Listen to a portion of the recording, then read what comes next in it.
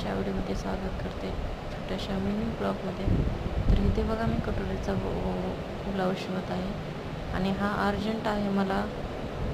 वस्त्रशांतीसाठी त्यांच्या घराची वस्त्रशांती आहे, त्याच्यासाठी त्यांनी नवीन साडी आणि ब्लाऊज शिवलेला आहे. तर त्याच्यासाठीच हे अर्जंट काम चालू आहे. तर आत्ता संध्याकाळचे 5:30 वाजलेले आहे, खूप उशीर झालेला आहे.